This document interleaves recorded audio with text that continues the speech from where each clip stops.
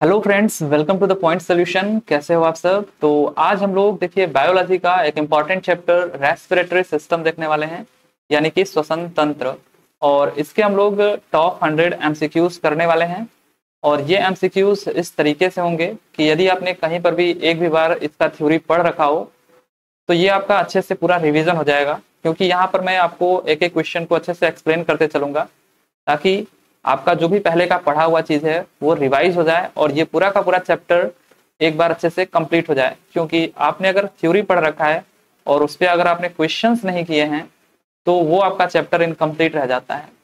तो अगर आपको ये चैप्टर पूरा कंप्लीट करना है तो अगर आप ये 100 एमसीक्यूज लगा लेते हो तो फिर ये पूरे अच्छे तरीके से कवर हो जाता है। पूरा एक ही क्लास में आपका ये पूरा चैप्टर समाप्त हो जाता है। तो चलिए फिर हम लोग बिना देरी किए मूव करते हैं अपने क्वेश्चंस की तरफ। तो एमसीक्यू स्टार्ट करने से पहले हम लोग इस चैप्टर के बारे में कुछ बेसिक चीज़ें देख लेते हैं कि क्या हमको इस चैप्टर में पढ़ना है। देखिए, अगर हम बात करें, इससे पहले हमने डाइजेस्टिव सिस्टम चैप्टर पढ़ा था, वहाँ पर हमने देखा था कि जो हम कार्बोहाइड्रेट को खाते थे उसके पाचन के लिए इस कार्बोहाइड्रेट को ये सबसे सिंपलेस्ट फॉर्म में अपने ब्रेक होता था, यानी कि ग्लूकोज में।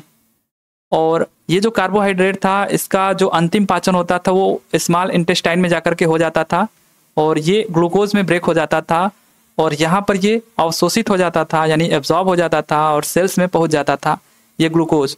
और इस ग्लूकोज में भर भर के एनर्जी भरी पड़ी है, लेकिन अभी ये रिलीज़ नहीं हुई है। अब इस एनर्जी को हमको रिलीज़ कराना है, तो कैसे इस एनर्जी को रिलीज़ कराएं इस ग्लूकोज से? ठीक है, तो अब उसके लिए हमको किसी न किसी हथियार की ज़रूरत पड़ेगी और वो हथियार का काम यहाँ पर कौन करेगा? तो वो करेगा ऑक्सीजन। अब ये ऑक्सीजन कहाँ से मिलेगा? तो ये प्रेजेंट होता है एयर में।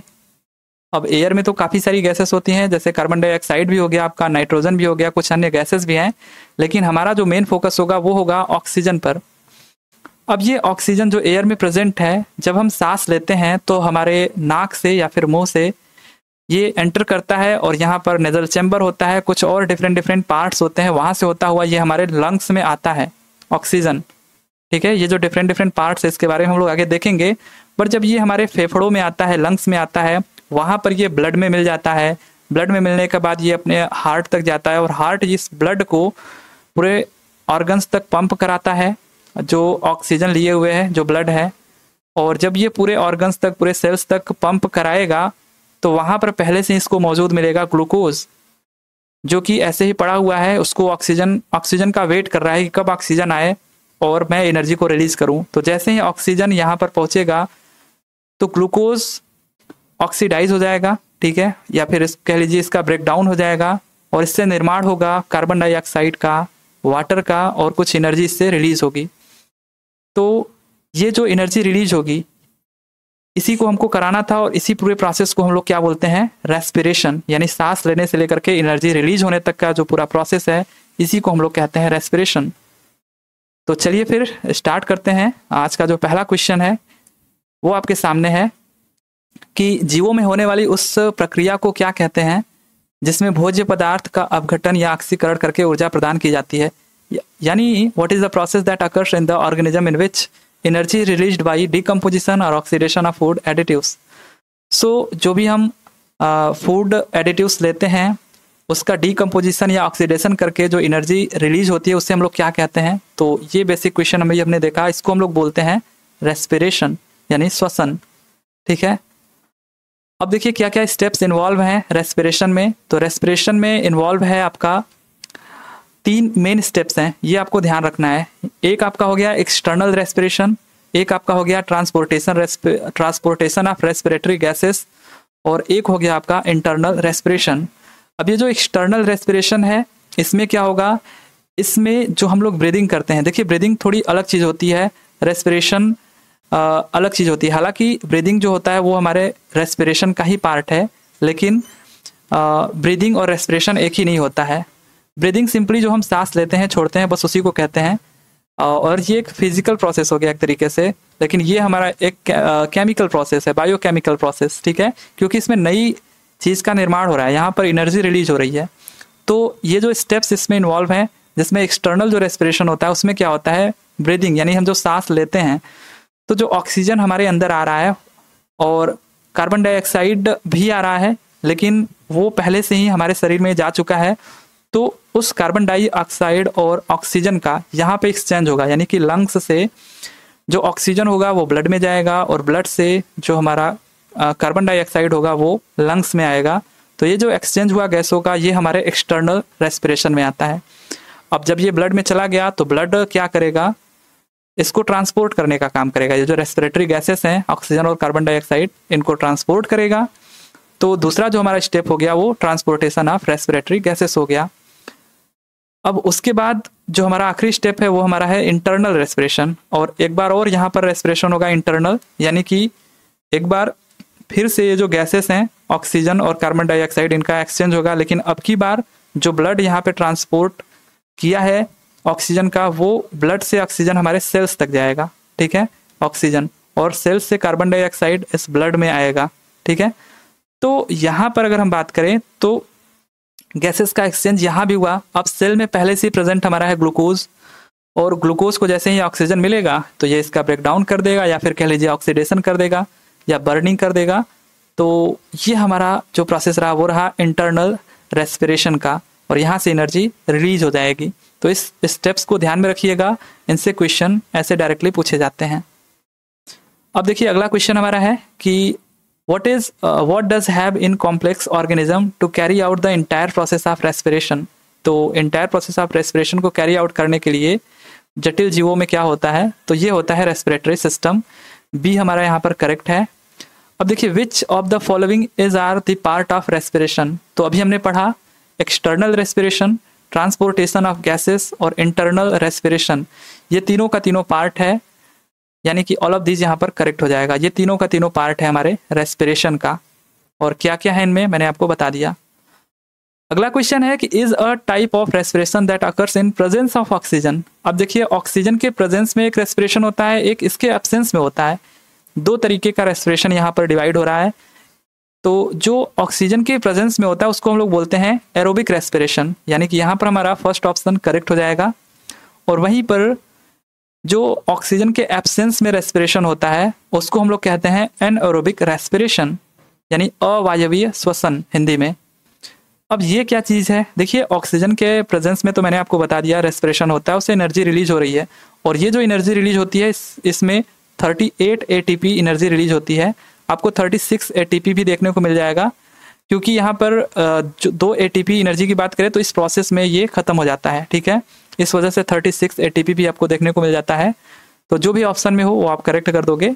बट जो यहाँ पर हमारा मेन मुद्दा था कि ऑक्सीजन के प्रेजेंस में जब हो रहा है तो आपको इतनी एनर्जी रिलीज होती हुई दिख रही है, लेकिन जो एनारोबिक रेस्पिरेशन होता है ऑब्वियसली यहाँ पर ऑक्सीजन प्रेजेंट नहीं है, ठीक है। यहाँ पर जो ग्लूकोज है आपका, ऑक्सीजन यहाँ पर प्रेजेंट नहीं है। तो ये क्या करता है, जब ये जबरदस्ती का यहाँ पर रेस्पिरेशन एक तरीके से होता है, और इससे क्या होता है कि लैक्टिक एसिड का निर्माण होता है, साथ ही साथ केवल 2 ATP एनर्जी रिलीज होती है, ठीक है, बहुत ही कम एनर्जी रिलीज होती है। तो ये सिंपली किस में देखा जाता है, ये जैसे आपके बैक्टीरिया हो गए, ठीक है, बैक्टीरिया आपका हो गया और यीस्ट वगैरह हो गए, हमारे अंदर भी होता है।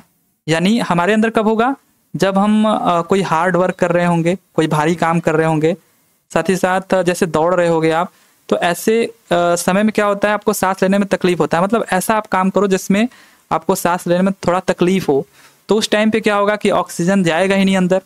अब जब ऑक्सीजन नहीं जाएगा तो फिर भी ये जो आपका रेस्पिरेशन होगा वो प्रोसेस होगा, और उस केस में लैक्टिक एसिड साथ ही साथ काफ़ी कम एनर्जी वहाँ पे रिलीज होती है, ठीक है, क्योंकि एनर्जी तो चाहिए ही चाहिए, लेकिन वहाँ पे कम एनर्जी रिलीज होती है। और इन सब में तो कम एनर्जी हालांकि रिलीज होगी तब भी इनका काम चल जाता है, लेकिन इनमें ऑक्सीजन के एब्सेंस में ही रेस्पिरेशन हो जाता है। और मैं ये कहना चाह रहा था कि हमारे शरीर में भी ऑक्सीजन के एब्सेंस में कभी कभी रेस्पिरेशन होता है, जब हम ऐसे काम कर रहे होते हैं, जैसे हार्ड वर्क हो गया, दौड़ रहे होते हैं, जिसमें सांस लेने में तकलीफ हो। तो यहाँ पर ये आपने देखा कि एरोबिक और एनारोबिक रेस्पिरेशन क्या होता है, राइट, इसको आप ध्यान में रखिएगा।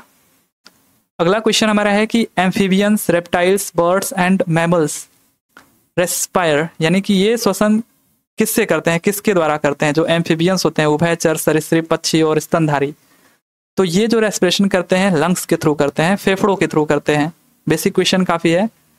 बाकी अगर हम बात करें तो कुछ ऐसे भी जीव होते हैं जो पानी में रहते हैं, जैसे मछली हो गई, ये अपने गिल्स से रेस्पिरेशन करते हैं और इस टाइप के रेस्पिरेशन को हम ब्रोंकियल रेस्पिरेशन कहते हैं।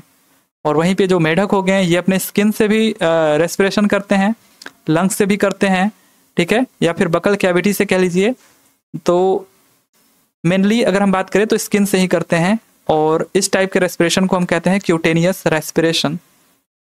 यानी कि मेढक में अगर पूछे कि जो रेस्पिरेशन वो करते हैं किससे करते हैं, तो आपको बताना है स्किन से, और इस टाइप का जो रेस्पिरेशन होता है उसे क्यूटेनियस रेस्पिरेशन कहते हैं। और जो एम्फीबियंस, रेप्टाइल्स और बर्ड्स मैंने आपको बताया ये लंग्स से करते हैं। और साथ ही साथ ये जो इनका रेस्पिरेशन का टाइप है इसको हम लोग बोलते हैं पल्मोनरी रेस्पिरेशन, ठीक है, फुफ्फुसीय श्वसन हिंदी में। तो ये भी आप ध्यान में रखिएगा, पल्मोनरी रेस्पिरेशन कहते हैं इसको। और जो कीड़े मकोड़े होते हैं, इंसेक्ट्स होते हैं, जैसे मच्छर हो गया आपका, मक्खी हो गई, वो लोग कैसे रेस्पिरेशन करते हैं, तो ट्रैकिया के थ्रू करते हैं। ट्रैकिया हम लोग आगे देखेंगे। और इस टाइप के रेस्पिरेशन को हम ट्रैकियल रेस्पिरेशन कहते हैं। और जो अमीबा हो गया, पैरामीशियम हो गया, ये जनरल जो इनका बॉडी सरफेस होता है इसी से रेस्पिरेशन करते हैं। और इस टाइप के रेस्पिरेशन को हम लोग सेल सरफेस रेस्पिरेशन या फिर सेल मेम्ब्रेन रेस्पिरेशन कहते हैं, ठीक है। तो ये कुछ टाइप्स हैं और उनके एग्जाम्पल हैं रेस्पिरेशन के। अगला क्वेश्चन है कि ये जो हमारा रेस्पिरेटरी सरफेस है इसका कैसा प्रॉपर्टी होना चाहिए, और इसमें पूछा है कि कौन सा इसमें से एक प्रॉपर्टी नहीं है। तो देखिए रेस्पिरेटरी सरफेस कैसा होना चाहिए, एक तो ये थिन होना चाहिए, पतला होना चाहिए, ताकि जो गैसेस का एक्सचेंज है वो आसानी से हो सके। और दूसरा ये मॉइस्ट रहना चाहिए, ठीक है, नम रहना चाहिए। और हाईली वस्कुलर रहना चाहिए, यानी कि जो गैसेस का फ्लो है वो आसानी से हो जाए। और प्रेजेंस ऑफ रेस्पिरेटरी पिगमेंट, यानी हीमोग्लोबिन जैसे हो गया एक पिगमेंट आपका। तो रेस्पिरेटरी जो पिगमेंट है, जैसे अपने में अगर हम बात करें तो हीमोग्लोबिन हो गया, उस तरीके से जो रेस्पिरेटरी पिगमेंट है वो प्रेजेंट होना चाहिए। और लार्ज सरफेस एरिया होना चाहिए ताकि कम समय में ज़्यादा से ज़्यादा गैसों का एक्सचेंज हो सके। तो यहाँ पर ये इनकी प्रॉपर्टी होनी चाहिए जो रेस्पिरेटरी सरफेस है। तो देखिए ये आपका क्या होना चाहिए, थिन होना चाहिए, और इसका एरिया जो हो वो लार्ज होना चाहिए, और नम होना चाहिए। इसका जो सरफेस है वो नम होना चाहिए ताकि टेम्परेचर को ये मेंटेन कर सके। और सरफेस इसका ड्राई, ये हमारा क्या हो जाएगा, गलत हो जाएगा। तो यही हमारा पूछा था कि क्या एक गुण नहीं है, सो डी ऑप्शन हमारा इनकरेक्ट हो जाएगा, लेकिन यही हमारा सही हो जाएगा। अगला क्वेश्चन है कि which type of respiration take place in humans. अब देखिए कौन सा रेस्पिरेशन ह्यूमन में होता है, तो मैंने आपको बताया जो पल्मोनरी रेस्पिरेशन होता है वो ह्यूमन में होता है। अगला क्वेश्चन है कि in which of the following both pulmonary and cutaneous breathing are possible. देखिए यहाँ पर मैंने आपको बताया था कि जो मेढक होते हैं, जो फ्रॉग होते हैं, वो क्यूटेनियस ब्रीदिंग भी करते हैं और पल्मोनरी भी ब्रीदिंग भी करते हैं। तो ये दोनों पॉसिबल होता है मेढक में, ठीक है। सो सी ऑप्शन यहाँ पर आपका क्या हो जाएगा, करेक्ट हो जाएगा। आगे है कि which of the following is a part of respiratory system in humans. So देखिए ये आपको ध्यान में रखना है, यही चीजें हमको पढ़नी है इस रेस्पिरेटरी सिस्टम में, कि यहाँ पर कौन कौन सा पार्ट है रेस्पिरेटरी सिस्टम का। तो सबसे पहले मैं आपको बताऊं तो नोज हो गया आपको, जिसको आप नॉस्ट्रिल कहिए, नॉस्ट्रिल, वहां से शुरू होते हुए नेजल कैविटी में जो ऑक्सीजन आपका आया था आपके नाक में, वहां पर नॉस्ट्रिल होता है प्रेजेंट। वहां से नेजल कैविटी हो गया, नेजल कैविटी से लैरिक्स में आता है, आगे देखेंगे हम लोग। फिर ये ट्रैकिया में आता है, श्वास नली बोलते हैं इसको। फिर ब्रोंकी में ये डिवाइड होता है, 2 पार्ट में डिवाइड होगा, ठीक है। और उसके बाद फिर ये लंग्स में आपके जाएगा, ठीक है। और उसके बाद लंग्स से होता हुआ ये अगेन ये डिफरेंट ब्रांचेस में टूटेगा और थोड़ा पतला होगा, उसको हम लोग ब्रैंकियोल्स बोलेंगे। और फाइनली आप छोटे छोटे ऐसे गुब्बारे जैसे आकार का, अंगूर के जैसे आकार का देखोगे, एल्वियोली होगा, ठीक है। तो ये सारे के सारे जो पार्ट्स हैं वो आपके रेस्पिरेटरी सिस्टम के पार्ट्स हैं, यानी कि लंग्स हो गया, ट्रैकिया हो गया, लैरिंग्स। तो इनमें से सभी ये सारे के सारे आपके करेक्ट हो जाएंगे, डी ऑप्शन करेक्ट हो जाएगा। अगला क्वेश्चन है कि which of the following is not found in pair in human body. अब पेयर में कौन नहीं पाया जाता है, तो काफी इजी हो जाएगा, लंग्स पेयर में पाए जाते हैं, आई भी पेयर में हो गया। ये जो आपका नेजल चैम्बर होता है, यानी ऐसे जो आपका नाक होता है नेजल चैम्बर, 2 चैम्बर ऐसे होते हैं ना जोड़े में, तो नेजल चैम्बर हो गया, ये भी आपका जोड़े में पाया जाता है। लीवर, ये काफी सिंपल क्वेश्चन हो गया कि लीवर आपका पेयर में नहीं पाया जाता है। अब देखिए there are 2 nasal chambers are found in humans which are separated by. अब हमारे नाक में जो नेजल चैम्बर्स होते हैं ये किसके थ्रू सेपरेट होते हैं?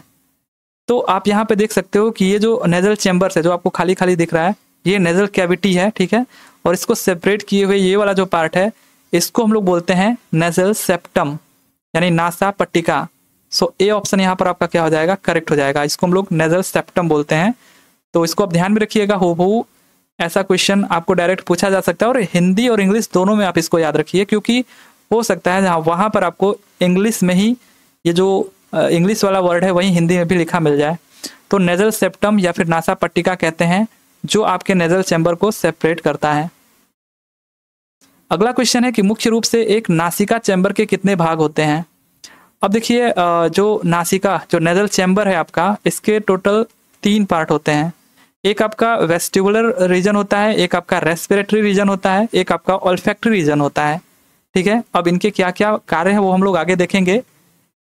अब कह रहा है कि which part of nasal chamber opens into external नैरिस। External नैरिस में कौन सा पार्ट यहाँ पर खुलता है जो आपके नेजल चैम्बर का है? नेजल चैम्बर में 3 पार्ट जो हमने देखे, वेस्टिबुलर, रेस्पिरेटरी और ऑल्फैक्टरी। तो ये आपका देखिए बाहरी पार्ट है, ठीक है, यानी एक्सटर्नल नैरिस है। तो इसमें आपका जो वेस्टिबुलर चैम्बर होता है, ठीक है, वेस्टिबुलर जो चैम्बर होता है वो खुलता है, यानी ए हमारा यहाँ पर क्या है? करेक्ट आंसर हो जाएगा, वेस्टिबुलर चैम्बर। अगला जो हमारा क्वेश्चन है कि which of the following is incorrect related to vestibular region of nasal chamber, यानी कि vestibular which of the following is incorrect. अब यहाँ पे हमको इनकरेक्ट बताना है वेस्टिबुलर रीजन से रिलेटेड। इनकरेक्ट क्या है? तो वेस्टिबुलर जो रीजन होता है ना, जो अभी हमने यहाँ पर देखा, ये जो वेस्टिबुलर रीजन है ये क्या करता है? ये फिल्टर करता है हवा को, एयर को फिल्टर करता है। और इट हैज़ हेयरी स्किन, ठीक है, इसमें आप देखोगे अपने नाक में थोड़ा सा हेयरी स्किन होता है। और इट हैज़ म्यूकस मेम्ब्रेन, इसके पास म्यूकस मेम्ब्रेन होता है। और अगला है it changes temperature of air, ये एयर के टेम्परेचर को चेंज नहीं करता है, उसके लिए दूसरा रीजन होता है, ठीक है। तो फिलहाल में ये हमारा इनकरेक्ट है, यही हमसे पूछा था कि कौन सा इनकरेक्ट है। लेकिन जो यहाँ पे करेक्ट हमारे हैं, it filters the air, it has hairy skin, it has mucous membrane, ये सारे के सारे हमारे करेक्ट हो जाएंगे, ठीक है। अगला जो हमारा क्वेश्चन है कि which part of nasal chamber acts as air conditioner. अब देखिए आ गया क्वेश्चन कि एयर कंडीशनर की तरह कौन कार्य करता है। तो एयर कंडीशनर की तरह जो कार्य करता है वो हमारा हो जाता है रेस्पिरेटरी चैम्बर, यानी बी हमारा यहाँ पर क्या है? करेक्ट है। हमने देखा जो वेस्टिबुलर था पहला वो एयर को फिल्टर कर रहा था, और रेस्पिरेटरी जो है ये टेम्परेचर को कंट्रोल कर रहा है, यानी कि बढ़ा रहा है और घटा रहा है। और तीसरा हो गया हमारा ऑल्फैक्टरी चैम्बर, यानी ये क्या कर रहा है हमारा? ये जो ऑल्फैक्टरी चैम्बर होता है ये कोई भी स्मेल होता है उसको सेंस करता है, ठीक है। जैसे यहाँ पर आप देख सकते हो कि which of the following are known to detect fragrance in humans, यानी कौन हमारे अंदर हमारे नेजल चैम्बर के अंदर सुगंध का पता लगाता है, ठीक है। तो ये हमारा होता है ऑल्फैक्टरी रीजन। यहाँ पर मैंने आपको नर्वस सिस्टम जो था उसमें बताया था कि यहाँ पर हमारे ऑल्फैक्टरी नर्व्स होते हैं, ठीक है। वो क्या करते हैं? सेंस करते हैं कोई भी चीज़, जो स्मेल को सेंस करते हैं कि क्या चीज़ है, ठीक है, उसका पता लगाते हैं। तो यहाँ पर भी ऑल्फैक्टरी रीजन क्या करेगा? सुगंध का पता लगाएगा। अगला क्वेश्चन हमारा है कि the wall of nasal chamber is like zigzag and curved plates are called. तो यहाँ पर देखिए जो नेजल चैम्बर का वॉल होता है वो कुछ जिग जैग और कर्व्ड प्लेट्स की तरह होता है, उसको हम लोग क्या बोलते हैं? ये जो आपको दिख रहा है थोड़ा सा जिग जैग टाइप का, ठीक है, ये वाला जो दिख रहा है ये मेनली होता है, ये भी सरफेस एरिया को बढ़ाने के लिए ऐसा होता है, और इसको हम लोग बोलते हैं कॉन्ची, ठीक है। तो कॉन्ची यहाँ पर हमारा डी ऑप्शन क्या हो जाएगा? करेक्ट हो जाएगा। अब अगला जो हमारा क्वेश्चन है कि nasal chamber first opens in which are common path of air and food. तो यहाँ पर अगर आपसे बोल दिया कॉमन पाथ है एयर का और फूड का, तो ये मैंने आपको नर्वस सिस्टम में भी बताया था कि यहाँ पर जो फेरिक्स होता है हमारा, यहाँ पर आप देख सकते हो जो आपका थोड़ा येलो कलर में है और ग्रीन कलर में और जो वायलेट कलर में है, ये आपका फेरिक्स वाला पार्ट है। और ये कॉमन पाथ होता है, यहाँ से जो हम लोग खाना खाते हैं अपने मुंह से, उसके बाद यहाँ से जो एयर जा रही है आपके नजल चैम्बर से होते हुए, तो इनका जो एक कॉमन पाथ है इसको हम लोग बोल देते हैं फेरिक्स। तो यहाँ पर हमारा सी ऑप्शन क्या हो जाएगा, करेक्ट हो जाएगा। अगला जो हमारा क्वेश्चन है कि फेरिक्स ओपन्स इनटू ट्रैकिया थ्रू। तो अब जो फेरिक्स है, जो फेरिक्स हमने देखा, अब ये ट्रैकिया में कहाँ पर खुलता है, ट्रैकिया में कहाँ पर खुलता है। तो ये तो फेरिक्स से आगे अब अगर आप आओगे थोड़ा थोड़ा, तो ये आपको देखोगे एक आपको इसोफेगस मिल जाएगा जिसको आप हिंदी में ग्रास नली बोलते हो, और एक आपको ट्रैकिया मिल जाएगा। ठीक है, तो दोनों के यहाँ पर पाथ अलग अलग हो जाएंगे, और उस ट्रैकिया के सबसे ऊपर वाले हिस्से पर आप देखोगे तो वहां पर आपको मिल जाएगा लैरिंक्स, जिसको हम लोग बोलते हैं वॉइस बॉक्स। अब ये जो वॉइस बॉक्स होता है इसी को हम लोग बोलते हैं लैरिंक्स बोलते हैं इसको, ध्वनि पेटिका, या फिर जो भी कह लीजिए, स्वर यंत्र कह लीजिए, कंठ कह लीजिए। और यही हमारे आवाज का रीजन होता है जो हम लोग बोलते हैं, यहीं से हम लोग यहीं से साउंड प्रोड्यूस होता है। तो जो फेरिक्स है, अगर आप फिगर वाइज जाओगे तो काफी अच्छे से समझ पाओगे कि जो फेरिक्स है वो कहाँ पर जाकर के खुलता है, तो लैरिंक्स में खुलता है, यानी वॉइस बॉक्स। ठीक है, यहाँ पर पहले स्टार्टिंग में आपको ये देखने को मिलेगा लैरिंक्स, ये जो आपका टोटल पार्ट है लैरिंक्स वाला। अगला क्वेश्चन है कि which part of respiratory system produces sounds. तो मैंने आपको बताया कौन सा पार्ट साउंड प्रोड्यूस कर रहा है, तो लैरिंक्स वाला, कंठ यानी जो वॉइस बॉक्स है, स्वर यंत्र है। सो बी ऑप्शन यहाँ पर क्या हो जाएगा, करेक्ट हो जाएगा। अगला क्वेश्चन हमारा है कि what is the main function of epiglottis present at the entrance of larynx. अब देखिए एपिग्लोटिस के बारे में मैंने आपको नर्वस सिस्टम में ये भी बताया था, तो इसका जो मेन फंक्शन है वो क्या है। एपिग्लोटिस कहाँ प्रेजेंट होता है, तो जो फेरिंग्स, जो कॉमन पार्ट था, जो खाना का भी और आप जो एयर ले रहे हो, सांस ले रहे हो, ऑक्सीजन ले रहे हो, उसका जो कॉमन पार्ट था फेरिंग्स, वहाँ के बाद से जो दो नली गई हुई थी, एक इसोफेगस और एक ट्रैकिया। तो जो हम सांस लेते हैं वो हमारा कहाँ पे आना चाहिए, इस ट्रैकिया में आना चाहिए, और जो खाना हम खाते हैं वो हमारा इस फूड पाइप में चला जाना चाहिए था, इसोफेगस में। लेकिन अगर कभी कभी गलती से ऐसा होता है कि जो खाना होता है वो हमारे ट्रैकिया में चला आता है, तो आपको थोड़ा खांसी वगैरह आ जाती है। तो ये ऐसा ना हो, इसके लिए एपिग्लोटिस होता है।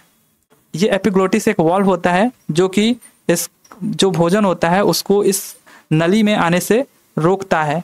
सो ये क्या करता है, preventing food from entering wind pipe. Wind pipe में ये जो फूड है उसको जाने से रोकता है। सो डी ऑप्शन यहाँ पर हमारा क्या हो जाएगा, करेक्ट हो जाएगा। अगला क्वेश्चन है कि श्वास नली की लंबाई कितनी होती है, what is the length of trachea. तो ट्रैकिया की जो लेंथ होती है वो लगभग कितनी होती है, ये होती है लगभग 12 सेंटीमीटर। सो बी ऑप्शन यहाँ पर आपका क्या हो जाएगा, करेक्ट हो जाएगा। आगे है कि which part of the respiratory system connects the pharynx to the trachea.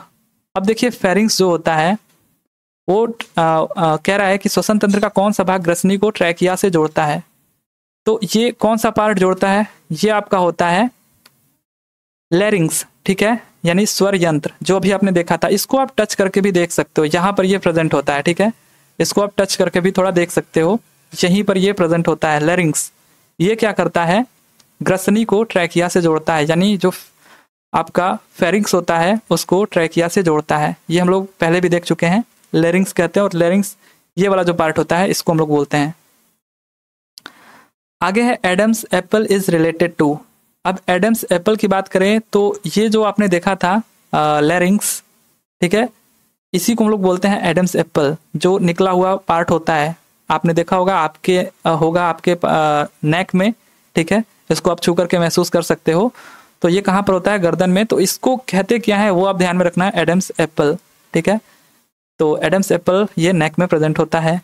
अगला क्वेश्चन हमारा है कि what is the main function of incomplete cartilage ring present in the trachea. तो इस ट्रैकिया में प्रेजेंट ये जो इनकम्प्लीट कार्टिलेज होता है, ठीक है, कार्टिलेज जो होता है उसका क्या काम है। तो उसका क्या काम है, ये क्या करता है, इसको जब हम ब्रीदिंग करते हैं तो कोलैप्स होने से बचाता है, साथ ही साथ इसको पिचकने से बचाता है, यानी प्रिवेंट ट्रैकिया फ्रॉम पिंचिंग। पिचकने से इसको क्या करता है, बचाता है। सो यहाँ पर हमारा ए ऑप्शन क्या हो जाएगा, करेक्ट हो जाएगा। ठीक है, ये जो आपका इनकम्प्लीट कार्टिलेज रिंग होता है उसका काम होता है इस श्वास नली को, इस ट्रैकिया को पिचकने से बचाना या फिर कोलैप्स होने से बचाना जब हम ब्रीदिंग करते हैं। राइट, या फिर जब हम ब्रीदिंग करते हुए खाना खाते हुए ब्रीदिंग करते हैं तो उस टाइम पर इसको कोलैप्स होने से या पिंचिंग से बचाता है। सो ए हमारा यहाँ पर क्या हो जाएगा, करेक्ट हो जाएगा। अगला क्वेश्चन है, श्वास नली में उपस्थित अपूर्ण उपास्थि वलय की संख्या लगभग कितनी होती है। इसको हम लोग जो कार्टिलेज यानी कि उपास्थि बोलते हैं हिंदी में। तो ये जो इनकम्प्लीट कार्टिलेज रिंग था जो ट्रैकिया में प्रेजेंट था, इसकी जो संख्या होती है वो कितनी होती है, तो वो 16 से 20 होती है। ठीक है, सो सी ऑप्शन यहाँ पर आपका क्या है, करेक्ट है। अगला क्वेश्चन हमारा है कि श्वास नली एक सीधी नलिका है जो वक्ष गुहा में जाकर सबसे पहले दाएं और बाएं 2 डैश में विभाजित होती है। तो किस में ये विभाजित होती है, जो ट्रैकिया है the straight tube that goes first into the thoracic cavity and then divides in left and right into 2। तो ये आपका जो थोरेसिक कैविटी, ये जो आपका लंग्स प्रेजेंट है ना, ये कहाँ पे प्रेजेंट होता है, थोरेसिक कैविटी। ठीक है, इसका जो लोकेशन है उसको हम लोग बोलते हैं थोरेसिक कैविटी। तो ये पूछ रहा है कि ये दाएं और बाएं 2 किस में विभाजित होता है, लेफ्ट एंड राइट। तो ये प्राइमरी ब्रोंकी में डिवाइड होता है। ठीक है, इसको हम लोग जैसे यहाँ पर जो आया ना आपका ये जो ट्रैकिया है वो यहाँ पर आके देखिए 2 पार्ट में डिवाइड हो रहा है। इसको हम लोग बोलते हैं प्राइमरी ब्रोंकस या फिर प्राइमरी ब्रोंकी।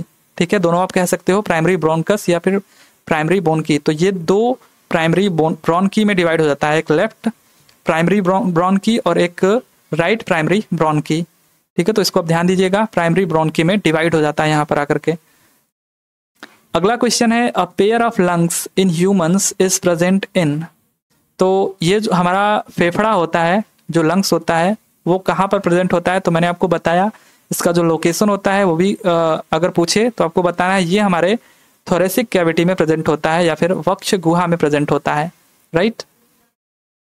अगला क्वेश्चन है कि फेफड़े के उस हिस्से को क्या कहते हैं जहां से श्वसनी प्रवेश करते हैं, यानी what is the part of lungs from where the bronchi enters. तो यहाँ से जो आपका श्वास नली था, जो ट्रैकिया था, ये 2 पार्ट में जो डिवाइड हुआ था, 2 पार्ट में। अब ये जो हमारा लंग्स है उसमें जब ये एंटर कर रहा है तो इस वाले पार्ट को क्या कहते हैं, जहां पे ये एंटर कर रहा है, जो ब्रोंकी है, ये आपके ब्रोंकी हो गए। ये जो एंटर कर रहे हैं दोनों ब्रोंकी लंग्स में, इस एंटर करने वाले पार्ट को क्या कहते हैं, तो इसको हम लोग कहते हैं हाइलम। ठीक है, तो यहाँ पर ए हमारा क्या हो जाएगा, करेक्ट आंसर हो जाएगा, हाइलम बोलते हैं इसको। हमारा अगला जो क्वेश्चन है, एयर सैक्स और एल्वियोली आर रिलेटेड टू। तो ये जो एल्वियोली या जिसको एयर सैक्स बोलते हैं, ये किससे रिलेटेड होता है, तो ये हमारे लंग्स से रिलेटेड होता है। ठीक है, लंग्स का जो आखिरी पार्ट है, ये जो आप गुब्बारे की तरह देख रहे हो या अंगूर के गुच्छे की तरह गोल गोल, तो ये हमारा एल्वियोली है, अब तक हम लोग देखते आ रहे हैं इसे, और ये हमारे लंग्स का पार्ट है। ठीक है, तो ये लंग्स से रिलेटेड है और यहीं पर ऑक्सीजन और कार्बन डाइऑक्साइड क्या होंगे, एक्सचेंज होंगे, यानी लंग से ब्लड में जाएंगे। आगे है कि in which alveolar ducts open. तो ये जो एल्वियोलर डक्ट्स पूछ रहा है ये कहाँ पर खुलते हैं, तो कहाँ पर ये खुलेंगे, सिंपली आपके एल्वियोली में, या जिसको एयर सैक्स बोलते हैं। ठीक है, वायु कोश में ये आकर के खुलेंगे। तो अब तक देखिए हमने क्या क्या पढ़ा, नोस्ट्रिल्स यानी जहाँ से हम लोग सांस ले रहे थे, उसके बाद नेजल चैम्बर वाला पार्ट आया था। ठीक है, अगर यहाँ से हम लोग सांस लेना शुरू कर रहे हैं यहाँ से, तो फिर नेजल चैम्बर वाला पार्ट आया था। नेजल चैम्बर के बाद आपका फेरिक्स वाला पार्ट आया था, जहाँ पर आपका ईसोफेगस यानी फूड पाइप और जो विंड पाइप है उन दोनों का कॉमन पार्ट था, ये फेरिक्स वाला। उसके बाद यहाँ पर लेरिंग्स वाला पार्ट आया था सबसे ऊपर ट्रैकिया के, और फिर ट्रैकिया वाला पार्ट आ गया आपका ट्रैकिया से होते हुए जब 2 ब्रांच में डिवाइड हुआ था तो उसको हम लोग ब्रोंकी बोल रहे थे। अब यहाँ से भी ये अलग अलग ब्रांचेस में डिवाइड हो रहा था, जिसको हम लोग ब्रोंकियोल्स बोलते हैं। और उसके बाद ये सबसे लास्ट में एल्वियोलर डक्ट होता है, उस डक्ट, वो डक्ट कहाँ करके खुलता है, तो ये आकर के आपका एल्वियोली में खुलता है। तो ये अगर आप इस चीज़ को याद रखे हो, ठीक है, इस तरीके से, तो आपका समझ लीजिए जो रेस्पिरेशन सिस्टम है, रेस्पिरेटरी सिस्टम है, वो पूरा कवर हो जाएगा। ठीक है, यहाँ तक मतलब लंग्स तक आपके ये इतने पार्ट थे। ठीक है, इन पार्ट्स को आपको ध्यान में रखना है। आगे है कि how many alveoli are there in each lungs of humans. तो यहाँ पर कितने एल्वियोली प्रेजेंट होते हैं हमारे लंग्स में। देखिए यहाँ पर जो हमारा फेफड़ा है उसके अंदर काफ़ी सारे ब्रांच है, जैसे पेड़ होते हैं, पौधे होते हैं, एकदम वैसे ही ये भी है, इसके काफ़ी सारी डालियाँ हैं यहाँ पर, और उन डालियों में एक तरीके से समझ लीजिए यहाँ पर अंगूर के गुच्छे हैं कुछ इस तरीके से, ठीक है। तो ये काफ़ी सारे हैं, एक पेड़ में काफ़ी सारे अंगूर के गुच्छे हैं। तो वही पूछ रहा है कि यहाँ पर मनुष्य के प्रत्येक फेफड़ा की बात कर रहा है, मतलब एक फेफड़े में। तो एक फेफड़े की अगर बात की जाए तो उसमें 300, ठीक है, 300 करोड़ नहीं, आप मिलियन याद रखेंगे, ठीक है, मिलियन। तो 300 मिलियन एल्वियोली होते हैं अगर एक की बात करेगा तब। अगर दोनों मिला करके बोले तो ये लगभग कितने हो जाएंगे, 600 मिलियन, ठीक है। यहाँ पर भी 600 मिलियन आप याद रखोगे। तो ये लगभग है, क्योंकि ये छोटा और बड़ा हो सकता है, लेकिन इतने प्रेजेंट होते हैं, ठीक है, 300 मिलियन। और दोनों में बात करें तो 600 मिलियन आपको बताना है, राइट। अगला क्वेश्चन है कि each lung of humans is surrounded by double layer membrane called. तो मनुष्यों का जो प्रत्येक फेफड़ा है वो 2 सतही झिल्ली से घिरा हुआ है, जिसे हम लोग क्या कहते हैं। तो ये जो आप देख रहे हो ये एक आपका मेम्ब्रेन है, और इसको घेरे हुए ये दूसरा वाला मेम्ब्रेन। तो ये जो 2 सतही झिल्ली से घिरा हुआ है इसको हम लोग क्या कहते हैं, इसको हम लोग प्लूरा कहते हैं, ठीक है, प्लूरा। सो फर्स्ट ऑप्शन यहाँ पर आपका क्या है, करेक्ट है। अब देखिए यहाँ पर बोल रहा है कि what is the smooth fluid like mucus filled in the pleural cavity. अब ये जो 2 सतही झिल्ली थी इनके बीच का ये जो गैप है इसको हम लोग प्लूरल कैविटी कहते हैं, ठीक है, या प्लूरा कैविटी कहते हैं। अब इसके अंदर कह रहा है म्यूकस जैसा कुछ चिकना द्रव होता है, उसको हम लोग क्या कहते हैं, उसको हम लोग बोलते हैं प्लूरल फ्लूइड, ठीक है, सिंपली प्लूरल फ्लूइड बोलते हैं, प्लूरल तरल। तो ये आपका हो गया प्लूरा, और इन प्लूरा के अंदर प्लूरल फ्लूइड। आगे है कि which of the following is incorrect. अब हमको यहाँ पर इनकरेक्ट बताना है कि right lung is bigger than left, right lung is bigger than left. अब देखिए यहाँ पर अगर आप अपने आप को यहाँ पर रख करके देखोगे तब आपको सोचना है कि कौन राइट होगा कौन लेफ्ट, क्योंकि आप जो स्क्रीन में देख रहे हो आपको लग रहा है कि ये वाला राइट पार्ट है ये लेफ्ट, तो लेकिन आपको अपने आप को यहाँ पर रख करके देखना है। तो उस हिसाब से अगर आप देखोगे तो ये उल्टा हो जाएगा, और यहाँ पर ये आपका हो जाएगा लेफ्ट और ये आपका राइट। तो right lung is bigger than left. देखिए यहाँ पर ये जो राइट आपको फेफड़ा दिख रहा है राइट साइड का और लेफ्ट साइड का, उसमें आप सिंपली देख सकते हो अंतर कि ये वाला जो आपका राइट साइड का है फेफड़ा वो बड़ा है in comparison to left side, ठीक है। तो ये हमारा क्या है, करेक्ट है। और यहाँ पर ये क्यों छोटा होता है, ये यहाँ पर आप खाली स्थान देख रहे होगे जहाँ पर प्लेस होता है आपका हार्ट, ठीक है। ये हार्ट आपके लेफ्ट साइड में थोड़ा सा लेफ्ट लंग जो होता है उसके थोड़ा अंदर धंसा हुआ होता है, इस वजह से ये साइज में थोड़ा छोटा हो जाता है, राइट। अब आगे है हमारा कि दायां फेफड़ा छोटा और बायां फेफड़ा बड़ा होता है, ये गलत है क्योंकि right lung is bigger than left, ठीक है। और आगे है कि right lung has 3 lobes while the left has 2 lobes. अब देखिए जो राइट लंग है उसके 3 लॉब्स हैं, सुपीरियर, इंफीरियर और मिडिल लॉब, जबकि जो आपका लेफ्ट लंग होता है इसमें केवल 2 ही लॉब्स होते हैं, सुपीरियर और इंफीरियर, ठीक है। तो ये भी हमारा क्या है, सही है। Right lung is heavier than the left. अब ये जो राइट वाला लंग है ये बड़ा भी है साइज में, तो ऑब्वियसली ये हैवियर होगा इन कंपेरिजन टू लेफ्ट, ठीक है, ये भारी होगा राइट वाला जो लंग है लेफ्ट के कंपेरिजन में। तो ये भी सही था, ये भी सही था, ये भी सही था, लेकिन हमसे पूछा था कौन सत्य है, तो बी वाला जो ऑप्शन हमारा है वो क्या हो जाएगा, करेक्ट हो जाएगा। आगे है कि the lower most floor of the chest cavity which is closed through a thin screen shaped structure is called. तो यहाँ पर lower most floor of the chest cavity, जो चेस्ट कैविटी है, जो वक्षीय गुहा कहते हैं, जो थोरेसिक कैविटी है, ये पूरा आपको जो दिख रहा है, इसका जो निचला फर्श है कह रहा है एक पतले पद द्वारा बंद रहता है, उसको हम लोग क्या कहते हैं, ये जो आपका है, ठीक है, इसको हम लोग बोलते हैं डायाफ्राम, राइट। थीन स्क्रीन शेप्ड ये जो आपको दिख रहा है इसको हम लोग डायाफ्राम बोलते हैं। तो यहाँ पर बी ऑप्शन हमारा क्या हो जाएगा, करेक्ट हो जाएगा। कह रहा है कि thoracic cavity and abdominal cavity are separated by. तो ये जो आपका वक्षीय गुहा और उदर गुहा जिसको हम लोग बोलते हैं, यानी ये जो थोरेसिक कैविटी आपका है ये थोरेसिक कैविटी, और इसके नीचे आपका एब्डोमिनल कैविटी यानी उदर गुहा जिसमें पाचन वगैरह आप देख रहे थे, तो उनको सेपरेट कौन करता है, तो यही आपका जो डायाफ्राम होता है, ठीक है, डायाफ्राम। सो बी हमारा यहाँ पर करेक्ट आंसर हो जाएगा। आगे है कि मनुष्यों में कुल पसलियों की संख्या कितनी होती है, यानी what is the total number of ribs in humans.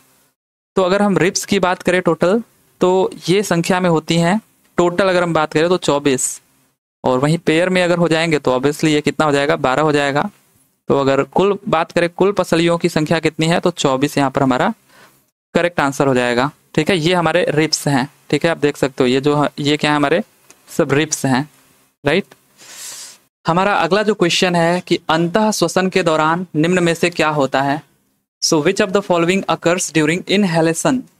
अब देखिए यहाँ पर मैं आपको कुछ चीजें बताता हूँ जो आपको ध्यान रखना है। जब भी इनहेलेशन आपको दिखे, ठीक है, लिखा हुआ, तो इनहेलेशन में हमेशा आपको क्या लिखना है, मैक्सिमम चीजें यहाँ पर क्या होंगी, कॉन्ट्रैक्ट होंगी, यानी सिकुड़ेंगी, और बाकी जो भी चीजें हैं वो क्या होंगी, आउटवर्ड्स की तरफ जाएंगी, बाहर की तरफ। ठीक है, ये जो आपका लंग्स है वो बाहर की तरफ आपको जाता हुआ दिखेगा।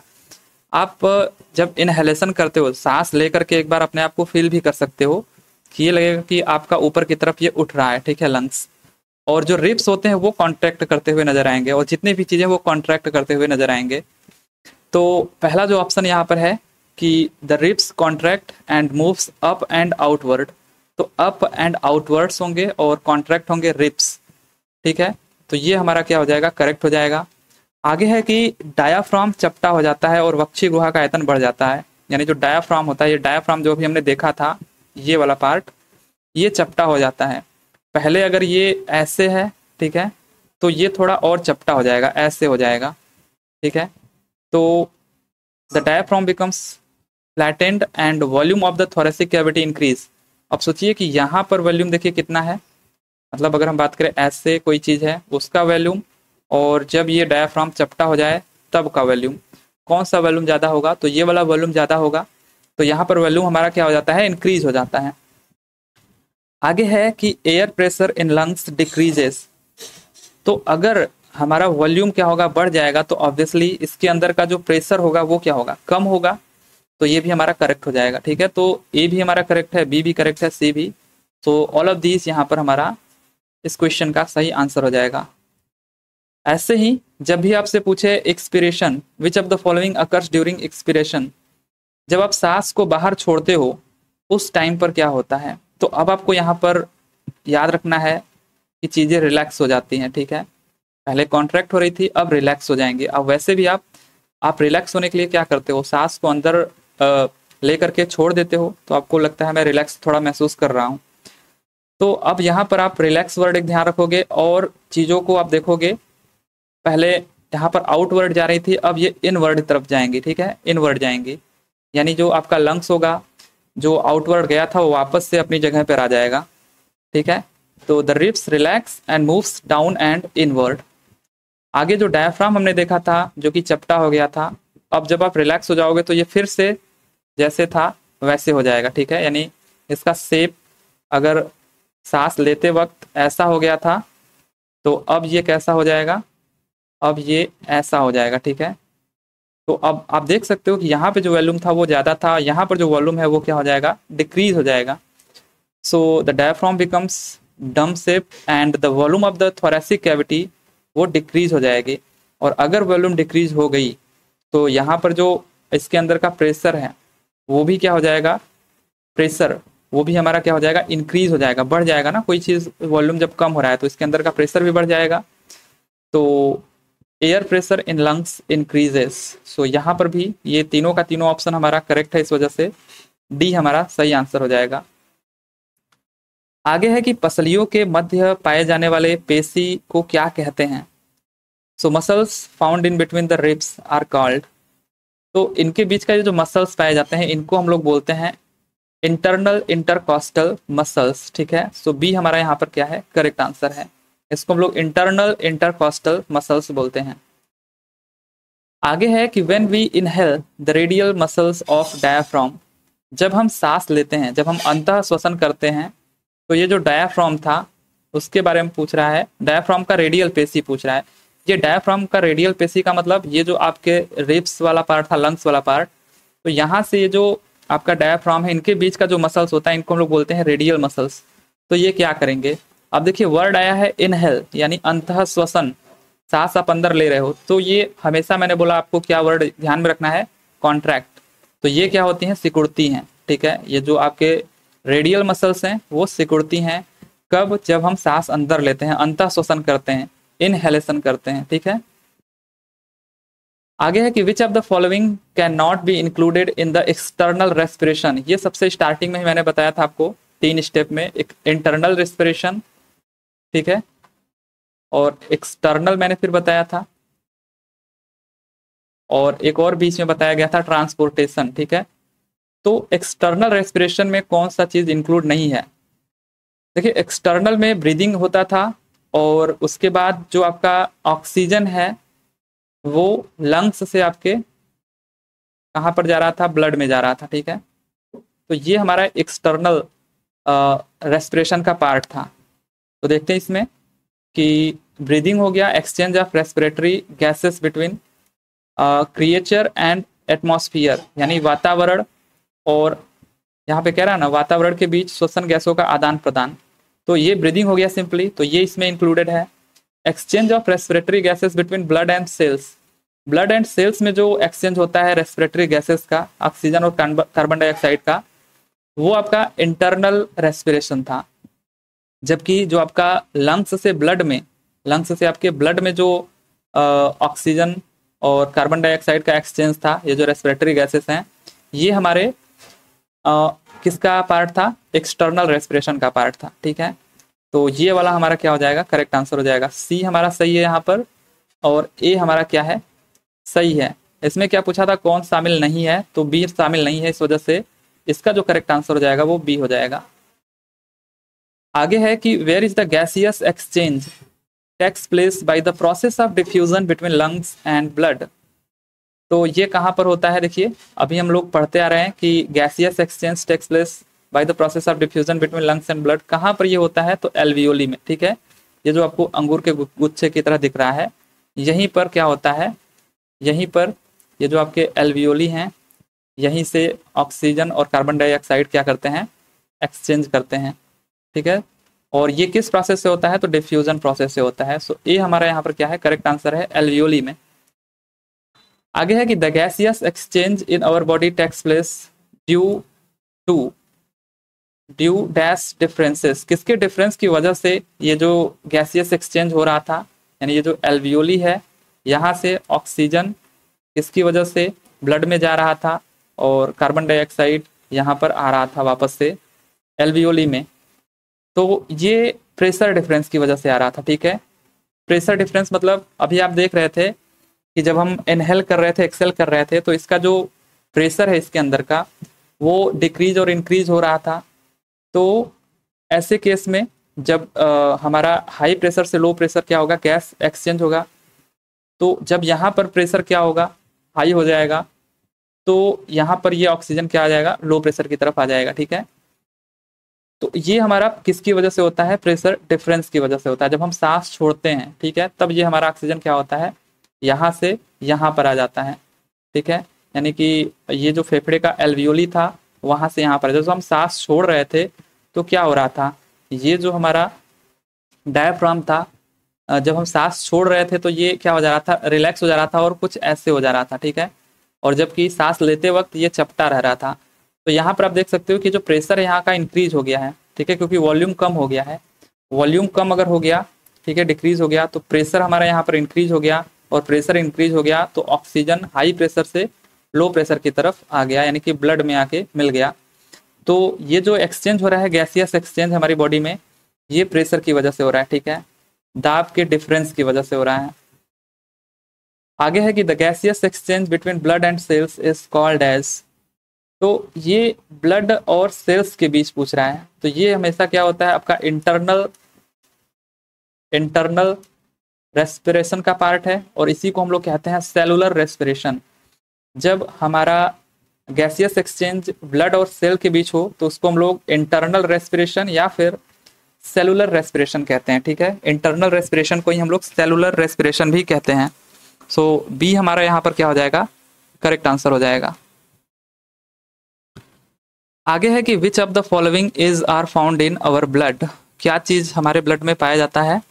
तो आप सबको पता होगा, प्लाज्मा भी पाया जाता है, हीमोग्लोबिन भी पाया जाता है, यानी आरबीसी, WBC, वाटर, ये सारी की सारी चीज़ें हमारे ब्लड में पाई जाती हैं। तो डी यहाँ पर हमारा क्या हो जाएगा, करेक्ट आंसर हो जाएगा। आगे है कि निम्न में से कौन हीमोग्लोबिन का घटक है, विच of the following is component of haemoglobin. तो हीमोग्लोबिन देखिए खुद आरबीसी का एक कंपोनेंट है, और इसका भी पूछ रहा है कि इनमें से कौन सा कंपोनेंट है। तो हीमोग्लोबिन देखिए बना ही है आपका किससे, हिम, और यहाँ पर आपका है ग्लोबिन, ठीक है, ग्लोबिन।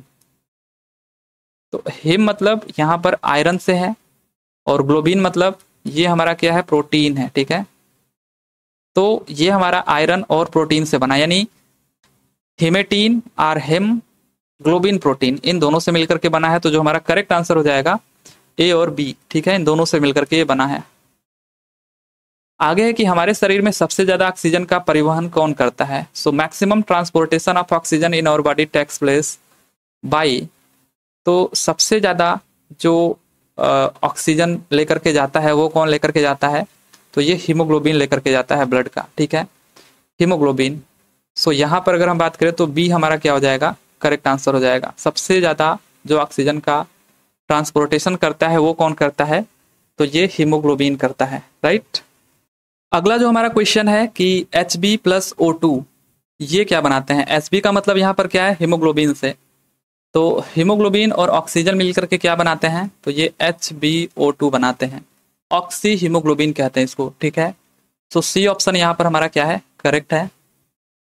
आगे है कि ये जो ऑक्सी हीमोग्लोबिन बना, इसका बनना क्या है, फॉर्मेशन ऑफ हीमोग्लोबिन इज कैसा, ये केमिकल चेंज है, फिजिकल चेंज है, या परमानेंट चेंज है। तो ये परमानेंट नहीं होता है, ना ही केमिकल होता है, टेम्परेरी होता है, यानी इसको हम लोग फिजिकल चेंज बोल सकते हैं, ठीक है। सो बी ऑप्शन यहाँ पर हमारा क्या है, करेक्ट है। क्यों फिजिकल चेंज, क्योंकि ये जो हमारा Hb है और O2, ये आपका HbO2 तो बन गया, लेकिन जब ये सेल के पास जाएगा तो ये फिर से अलग अलग हो जाएंगे, Hb और O2, और फिर से ये एक हो जाएंगे, ठीक है। यानी कि जब वापस आएगा ये, तो Hb और O2 फिर से एक हो जाएंगे। तो ये जब चाहे टूट जा रहे हैं, जब चाहे मिल जा रहे हैं।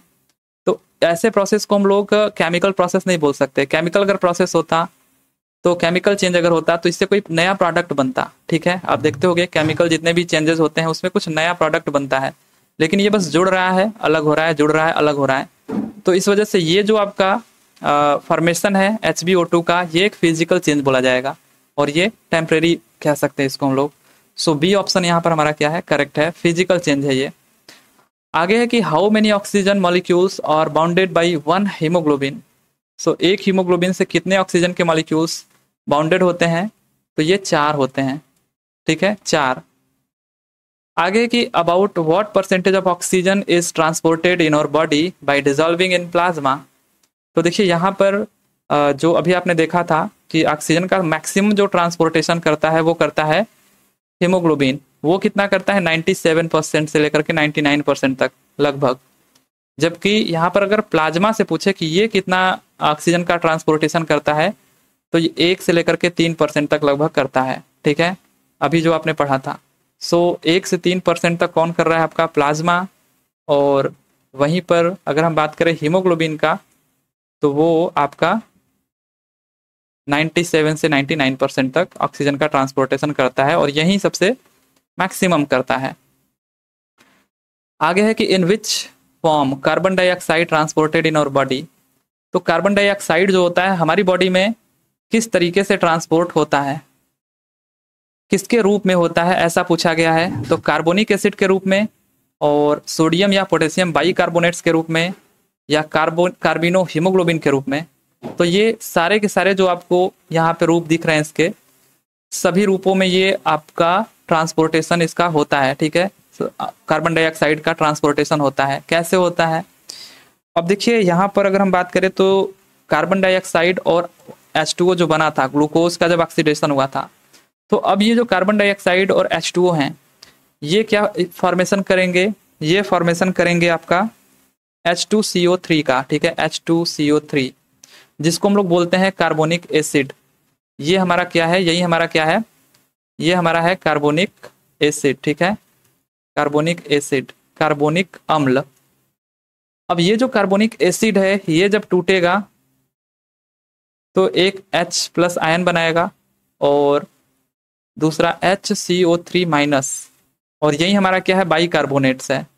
और ये हमारा सोडियम और पोटेशियम के साथ मिलकर के बाइकार्बोनेट्स बनाता है, और इस रूप में इसका ट्रांसपोर्टेशन होता है, यानी सोडियम या पोटेशियम बाइकार्बोनेट्स के रूप में। और आगे अगर हम बात करें तो जो कार्बन डाइऑक्साइड है वो हीमोग्लोबिन के साथ मिलकर के क्या बनाता है, कार्बिनो हीमोग्लोबिन बनाता है। ठीक है, कार्बिनो हीमोग्लोबिन। तो आप देख सकते हो कि ये तीनों फॉर्म में इसका ट्रांसपोर्टेशन होता है, चाहे वो कार्बोनिक एसिड के फॉर्म में हो, या बाइकार्बोनेट्स के फॉर्म में हो, या कार्बिनो हीमोग्लोबिन के फॉर्म में। तो ऑल ऑफ दीज यहाँ पर क्या हो जाएगा, आपका करेक्ट आंसर हो जाएगा। ध्यान रखिएगा, जो कार्बन डाइऑक्साइड है वो इन तीनों रूप में इसका ट्रांसपोर्टेशन होता है। आगे है कि to transport carbon dioxide carbonic acid forms in. अब ये जो कार्बोनिक एसिड हमने देखा था, ये जो कार्बोनिक एसिड हमने देखा था H2CO3, ये जो कार्बोनिक एसिड हमने देखा था, तो ये पूछ रहा है कार्बन डाइऑक्साइड के परिवहन के लिए कार्बोनिक अम्ल का निर्माण कहाँ पर होता है। To transport carbon dioxide carbonic acid forms in, कहाँ पर ये बनता है। तो एक तो ये आरबीसी में बनता है आपके, और दूसरा प्लाज्मा में। ठीक है, तो बी और सी यहाँ पर दोनों इसका क्या है, करेक्ट आंसर है। आरबीसी में भी बनता है ये, और प्लाज्मा में भी बनता है। राइट, इतना आप ध्यान रखिएगा। आगे कि which enzyme is helpful for production of bicarbonate in RBC. So कौन सा एंजाइम यहाँ पर हेल्पफुल है बाइकार्बोनेट के प्रोडक्शन में आरबीसी में। अब देखिए यहाँ पर कौन सा एंजाइम पूछ रहा है। ठीक है, तो एंजाइम की बात करें तो इस एंजाइम का नाम है कार्बोनिक एनहाइड्रेज। ठीक है, कार्बोनिक एनहाइड्रेज। अभी हमने क्या देखा था कि ये जो कार्बन डाइऑक्साइड है ये हमारा बना रहा था H2CO3। ठीक है, H2CO3। तो ये जो बना रहा है इसके लिए किस एंजाइम की जरूरत पड़ती है, इसके लिए आपका जरूरत पड़ता है ये जो आपका कार्बोनिक एनहाइड्रेज है। ठीक है, ये एंजाइम, लेकिन ये एंजाइम इनएक्टिव फॉर्म में होता है, इसको एक्टिव करना पड़ता है। तो वो कौन करता है, तो ये जिंक करता है, जिंक। ठीक है, जैसे आपके स्टमक में HCl था, पेप्सिनोजन को पेप्सिन में कन्वर्ट कर रहा था, जो कि इनएक्टिव फॉर्म में था पेप्सिनोजन, तो उसको एक्टिव फॉर्म में पेप्सिन में कन्वर्ट कर रहा था। वैसे ही ये जो जिंक होता है, यहाँ पर ये जो आपका कार्बोनिक एनहाइड्रेज है, इसको ये एक्टिव फॉर्म में करेगा। ठीक है, कौन, जिंक। और ये एंजाइम हेल्पफुल होता है आपका प्रोडक्शन के लिए बाइकार्बोनेट्स के। ठीक है, तब जाकर के ये जो आपका H2CO3 है ये आपका H प्लस और यहाँ पर H प्लस और HCO3 माइनस यानी बाइकार्बोनेट्स में टूटता है। ठीक है, इस एंजाइम की वजह से। तो इसका एंजाइम का नाम याद रखिएगा, कार्बोनिक एनहाइड्रेज। राइट, आगे है कि by which the enzyme carbonic anhydrase activated to production of bicarbonate in RBC. तो ये आपका सिंपली कौन है, जिंक। जिंक इसको क्या करता है, एक्टिवेट करने का काम करता है। ठीक है, एक्टिवेट करता है किसको, कार्बोनिक एनहाइड्रेज को। आगे कि maximum carbon dioxide is transported in the form of. अभी तो आपने देखा कि जो कार्बन डाइऑक्साइड है वो काफी सारे फॉर्म्स में ट्रांसपोर्ट हो रहा था, चाहे वो कार्बोनिक एसिड हो, चाहे वो बाइकार्बोनेट्स हो, चाहे वो कार्बिनो हीमोग्लोबिन हो। ठीक है, लेकिन मैक्सिमम पूछ रहा है कि किस फॉर्म में ये ट्रांसपोर्ट होता है। तो देखिए अगर हम बात करें बाइकार्बोनेट्स के रूप में, तो इसमें 70%, ये लगभग है। ठीक है, 70% बाइकार्बोनेट्स के रूप में ट्रांसपोर्ट होता है। और कार्बोनिक एसिड के फॉर्म में अगर हम बात करें तो ये 7% केवल। ठीक है, 7%। और ये कहाँ पर, ये प्लाज्मा में बनता है। जबकि ये जो आपका कार्बिनो हीमोग्लोबिन है, कार्बिनो हीमोग्लोबिन आरबीसी में जो आपका फॉर्म होता है, ये आपका कितना परसेंट होता है, जो बचा कुचा आपका है 23%। ठीक है, 23%। तो मैक्सिमम आपको दिख गया होगा कि अधिकतम कार्बन डाइऑक्साइड का जो परिवहन होता है वो किस रूप में होता है, तो बाइकार्बोनेट्स के रूप में होता है। ठीक है, सो बी ऑप्शन यहाँ पर आपका क्या है, करेक्ट है। आगे है कि which of the following is incorrect related to transportation of gases and their quantity. तो अभी हमने देखा कि जो कार्बोनिक एसिड था वो लगभग 7% ट्रांसपोर्टेशन कर रहा था कार्बन डाइऑक्साइड का, और जो बाइकार्बोनेट्स है ये सबसे ज्यादा कर रहा था 70%। ठीक है, ट्रांसपोर्टेशन कर रहा था कार्बन डाइऑक्साइड का, और ये जो कार्बिनो हीमोग्लोबिन है ये लगभग 23% ट्रांसपोर्टेशन कर रहा था। सो यहाँ पर पूछा है आपका कि कौन असत्य है, तो सबके सब सही हैं, तो डी हमारा क्या हो जाएगा, करेक्ट हो जाएगा। इनमें से कोई असत्य नहीं है। निम्न में से कौन सा एक हमारे शरीर में श्वसन वर्धक है, रेस्पिरेटरी पिगमेंट इनमें से कौन सा है, बिलिरुबिन, बिलिवर्डिन, हीमोग्लोबिन या क्लोरोफिल? तो सबको पता है। अब हम लोग इतना पढ़ चुके हैं कि बता सकते हैं कि जो रेस्पिरेटरी पिगमेंट हमारा है वो कौन सा है, हीमोग्लोबिन है। ठीक है, सी हमारा यहाँ पर क्या है, करेक्ट आंसर है। निम्नलिखित में कौन सी एक जहरीली गैस है? अब देखिए जहरीली गैस कौन सी है, so which of the following is poisonous gas? So ये हमारा है कार्बन मोनोऑक्साइड। ये आपको पता रहा होगा पहले भी, जो हमारा कार्बन मोनोऑक्साइड है CO, ये हमारा एक जहरीली गैस है। ठीक है, आगे है कैसे ये जहरीली गैस है। देखिए कार्बन मोनोऑक्साइड और हीमोग्लोबिन मिल करके क्या बनाते हैं, तो ये जो कार्बन मोनोऑक्साइड है और हीमोग्लोबिन है, ये मिलकर के बनाते हैं कार्बोक्सी हीमोग्लोबिन, कार्बोक्सी हीमोग्लोबिन। अब ये कैसे पॉइजनियस हो जाते हैं? अब आप एक सपोज करिए ना कि हीमोग्लोबिन यहाँ पर है, ठीक है, हीमोग्लोबिन, और यहाँ पर मैं रख रहा हूँ कार्बन डाइऑक्साइड को, यहाँ पर कार्बन मोनोऑक्साइड को, और यहाँ पर ऑक्सीजन को। ठीक है, तो आपने अभी तक तो देखा था कार्बन डाइऑक्साइड और ऑक्सीजन का ट्रांसपोर्टेशन हो रहा था, इनका एक्सचेंज हो रहा था ब्लड से सेल्स में और लंग्स से ब्लड में। ठीक है, ये सब चीज़ें आप देख रहे थे। लेकिन सपोज करिए, और इनको ले कौन जा रहा था, तो मैक्सिमम हीमोग्लोबिन लेकर के जा रहा था ऑक्सीजन को। तो अब सपोज कीजिए कि ये हीमोग्लोबिन, जैसे यहाँ पर कोई एक लड़का है और ये दो इसकी गर्लफ्रेंड्स हैं, ठीक है, और एक इसने एक और गर्लफ्रेंड बनाया जिसका नाम है कार्बन मोनोऑक्साइड। अगर ये कार्बन मोनोऑक्साइड, ये जो जिसकी तीसरी गर्लफ्रेंड है, वो अगर एंटर कर जाती है आपके अंदर, तो इस हीमोग्लोबिन का इसके साथ लगाव इतना ज़्यादा है कि फिर ये इन दोनों को भूल जाता है। ठीक है, कार्बन डाइऑक्साइड और ऑक्सीजन को ये इसके साथ हो लेता है, चिपक लेता है। ठीक है, फिर इसको छोड़ने का नाम ही नहीं लेता है, आते जाते हमेशा बस अब इसके माइंड में यही चलता है।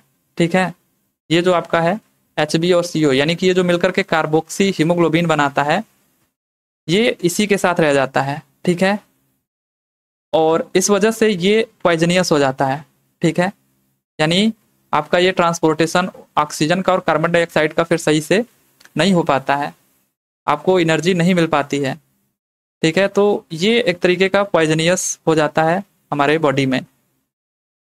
कहते हैं ना कि ज़्यादा मतलब लगाव भी क्या हो जाता है, एक तरीके से खतरनाक हो जाता है किसी से, अगर आप ज़्यादा भी लगाव कर लेते हो तो वही बात है यहाँ पर कार्बन मोनोऑक्साइड के साथ। ठीक है, इसको आप इस तरीके से सिंपली समझ सकते हो। और ये कार्बन मोनोऑक्साइड और हीमोग्लोबिन मिलकर के क्या बनाते हैं, कार्बोक्सी हीमोग्लोबिन बनाते हैं। सी ऑप्शन यहाँ पर क्या है, करेक्ट है। आगे है कि the formation of carboxy haemoglobin is a, तो ये क्या है आपका, ये आपका परमानेंट चेंज है। ठीक है, अभी हमने क्या बताया कि अगर यहाँ पर हीमोग्लोबिन को, ये आपको दिख गया कार्बन मोनोऑक्साइड, तो फिर ये सबको भूल जाता है। ठीक है, ये इसी के साथ रहना पसंद करता है केवल।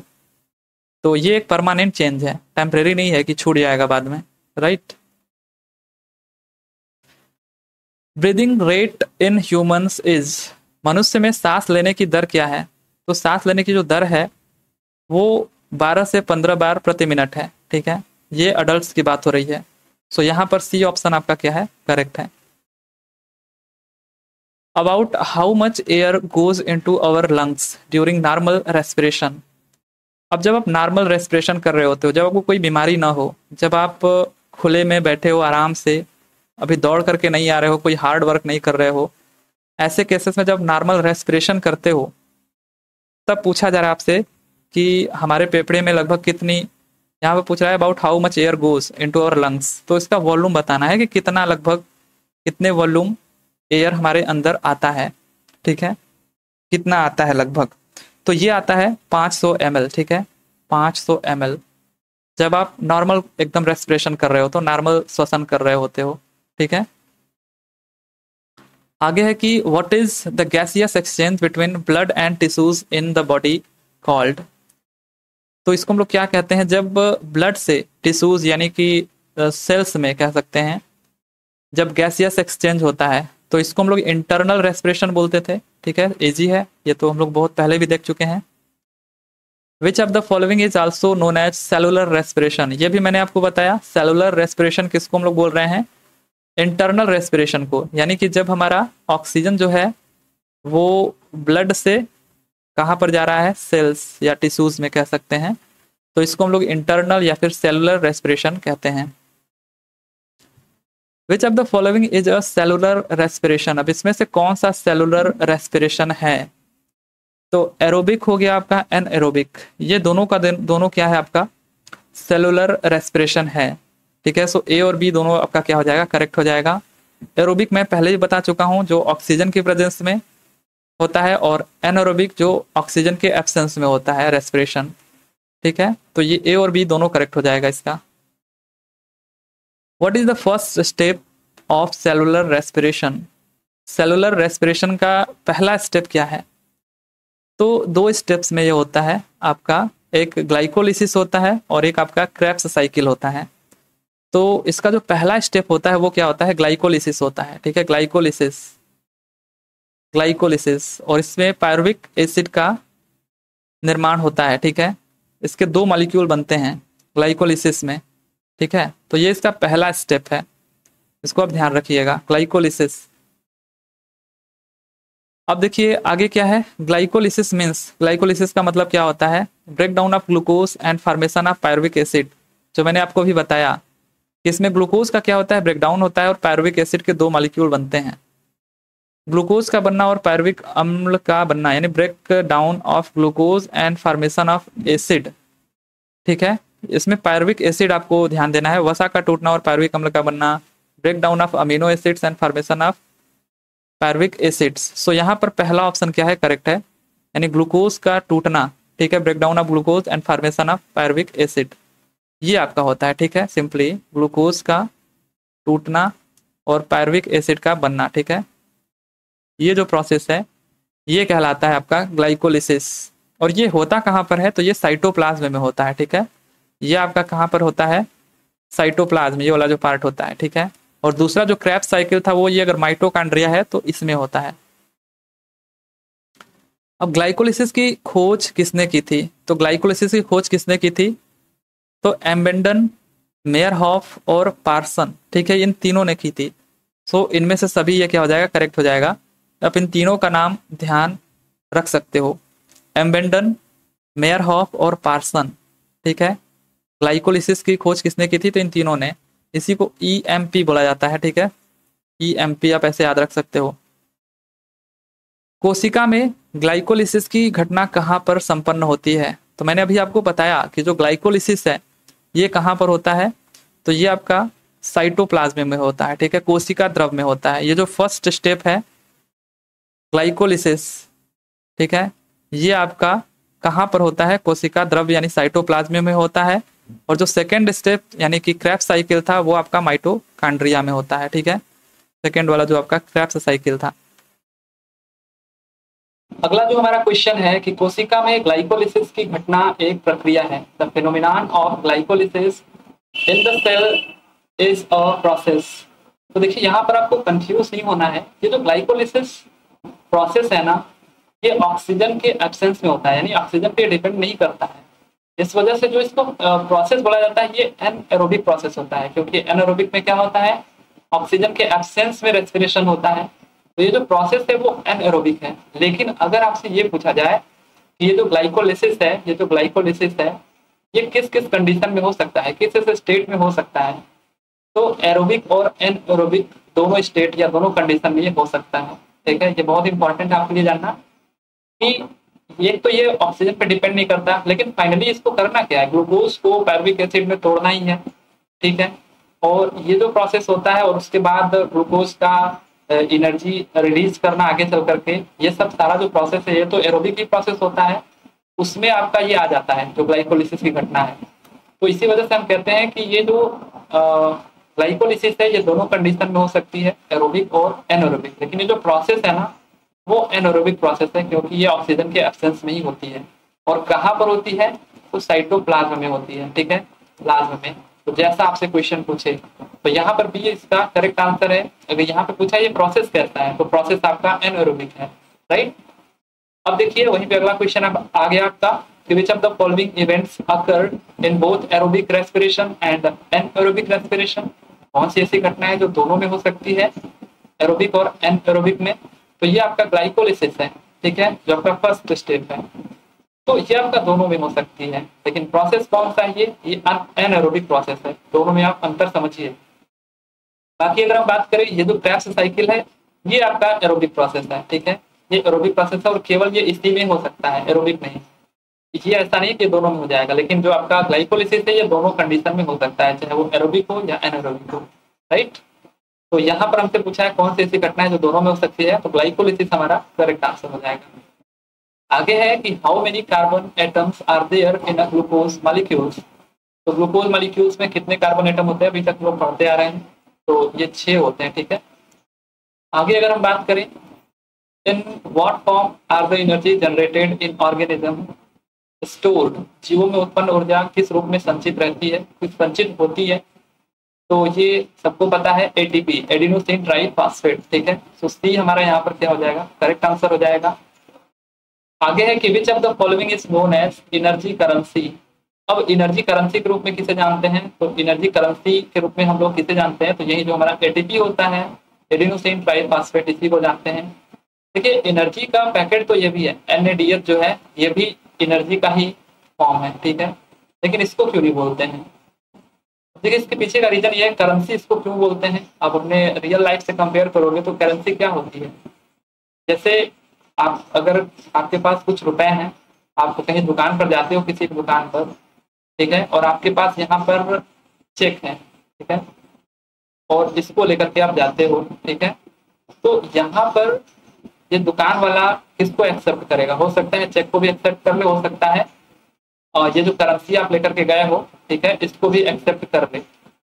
लेकिन अब वहीं पर आप कहीं गए ठेले पर जहाँ पे सब्जी वगैरह लगा है, या फिर कुछ ऐसे जो चना वना बेचते हैं, ठीक है, भुजा वगैरह, तो वहां पर अगर जाओगे तो ये क्या चेक एक्सेप्ट कर लेगा, बहुत ही रेयर है कि चेक एक्सेप्ट करेगा। तो करेंसी वो चीज होती है जो सभी लोग एक्सेप्ट कर लेते हैं, और ये ऐसी चीज होती है जिसका यूज सभी लोग कर लेते हैं और जब चाहे तब कर लेते हैं। लेकिन चेक का यूज आप ऐसे कंडीशन में नहीं कर सकते, पता चला कोई किडनैप किया हुआ है किसी को, आप उसको चेक दे रहे हो तो वो नहीं एक्सेप्ट करेगा, भैया कैश लाओ मुझे, ठीक है। तो ये करेंसी की डिमांड होती है, ठीक है। तो इसी वजह से यहाँ पे हम लोग समझ सकते हैं कि जो NADH है ये चेक की तरह है, यानी है तो ये भी एनर्जी का ही फॉर्म, लेकिन अभी इसको हमको करेंसी में कन्वर्ट करना बाकी है। जब ये करेंसी में कन्वर्ट हो जाएगा तब ये हमको एनर्जी देगा या एनर्जी रिलीज करेगा। लेकिन एटीपी हमारा करेंसी के फॉर्म में ऑलरेडी है, जिससे आराम से एनर्जी मिल जाती है, ठीक है। तो ये डिफरेंस है, इसलिए इसको हम लोग करेंसी बोलते हैं, एटीपी को। आगे है कि ग्लाइकोलिसिस का अंतिम उत्पाद क्या होता है, what is the end product of glycolysis. तो ग्लाइकोलिसिस का जो एंड प्रोडक्ट है वो क्या क्या है, ये 2 मॉलिक्यूल्स ऑफ पायरुविक एसिड, ये आपका बिल्कुल सही है, 2 NADH होते हैं, ठीक है, और 2 मॉलिक्यूल्स ऑफ वाटर। तो यहाँ पर ये सारे के सारे ऑप्शन सही है, तो ऑल ऑफ दिस करेक्ट हो जाएगा। ये जो आपका ग्लाइकोलिसिस है, इसमें अगर हम बात करें तो जो आपका ग्लूकोज होता है ना, इसका ब्रेक डाउन होता है, ठीक है, इसमें तो 2 मॉलिक्यूल्स ऑफ पायरुविक एसिड, ठीक है, ये 2 मॉलिक्यूल्स ऑफ, ये आपका पायरुविक एसिड है, इसमें ये टूटता है, और टूटता है तो 2 ATP का एनर्जी यहाँ पर क्या होता है, रिलीज होता है। ये भी आपको ध्यान में रखना है। और क्या ध्यान में रखना है कि ये जो प्रोसेस है ना, ये जो प्रोसेस है ये आपका सारे लिविंग ऑर्गेनिज्म में होता है, ठीक है, जितने भी लिविंग ऑर्गेनिज्म में है सब में ये प्रोसेस हो सकता है। और वहीं पे अगर हम बात करें तो अच्छा लिविंग ऑर्गेनिज्म में भी कहाँ होता है, तो साइटोप्लाज्म में, ठीक है, साइटोप्लाज्म में। और अगर हम बात करें कि इसमें क्या बनता है, तो पायरुविक एसिड बनता है और 2 ATP एनर्जी रिलीज होती है, और ऑक्सीजन की यहाँ पे रिक्वायरमेंट नहीं होती है, ठीक है, जो मैं बार बार आपको कह रहा था, इसलिए इसको एनएरोबिक प्रोसेस बोलते हैं। लेकिन ये दोनों स्टेट या कंडीशन में हो सकती है, चाहे वो एरोबिक हो या एनारोबिक हो। तो इतनी बातें आपको ध्यान रखना है ग्लाइकोलिसिस के बारे में। अगला जो हमारा क्वेश्चन है कि how much energy is released from total stored energy in a glucose molecules in anaerobic respiration. तो अभी तक जो हम लोग एनएरोबिक रेस्पिरेशन देख रहे थे, जो ऑक्सीजन के एब्सेंस में हो रहा था, उसमें कितनी एनर्जी रिलीज होती है। तो ये जो ग्लूकोज आपका है, ये पायरुविक एसिड में इसमें कन्वर्ट हो रहा था सबसे पहले, और कुछ एनर्जी भी यहाँ से रिलीज हो रही थी।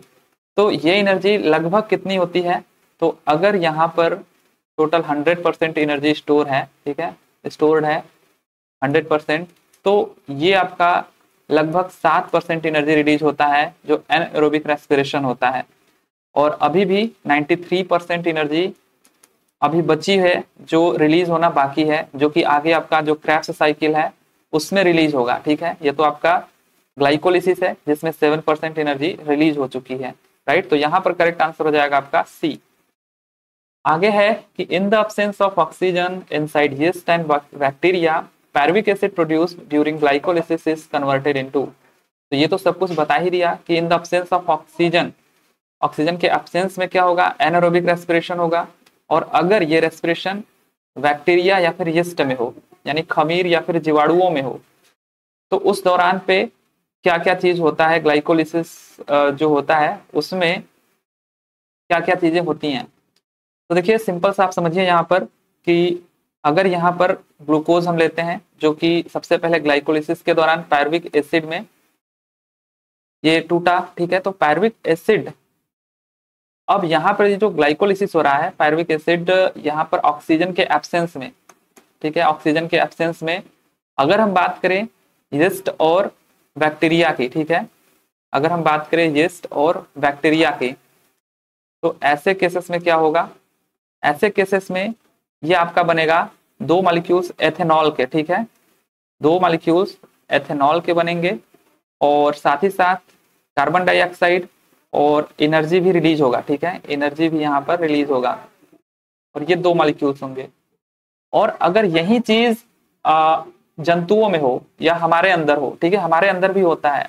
कब होता है, मैंने बताया था आपको, जब हम कोई हार्ड वर्क कर रहे होते हैं या रनिंग कर रहे होते हैं, ऐसे समय में जब हमको सांस लेने में तकलीफ होती है, जब ऑक्सीजन की कमी होती है, ठीक है, तो उस टाइम पे ऑक्सीजन के एब्सेंस में ही रेस्पिरेशन होता है। तो ऐसे केसेस में क्या होगा, हमारे अंदर, जंतुओं के अंदर, जानवरों के अंदर, तो इसमें लैक्टिक एसिड बनेंगे, ठीक है, लैक्टिक एसिड, लैक्टिक एसिड, और साथ ही साथ एनर्जी भी यहाँ पर रिलीज होगी। तो हमसे यहाँ पर क्या पूछा गया है कि in the absence of oxygen, oxygen के एब्सेंस में यीस्ट और bacteria pyruvic acid produce during glycolysis is converted into. तो ये जो पायरुविक एसिड है ये किस में कन्वर्ट हो जाता है, एथेनॉल में देखिए कन्वर्ट हुआ बैक्टीरिया और यीस्ट के केस में, और कार्बन डाइऑक्साइड में भी कन्वर्ट हुआ और एनर्जी भी रिलीज किया। तो यहाँ पर ये इनमें से सभी ऑल ऑफ दिस करेक्ट हो जाएगा। और अगर वहीं पर जानवरों में पूछे तो उसमें लैक्टिक एसिड, जंतुओं में, ठीक है, और एनर्जी भी रिलीज होगी।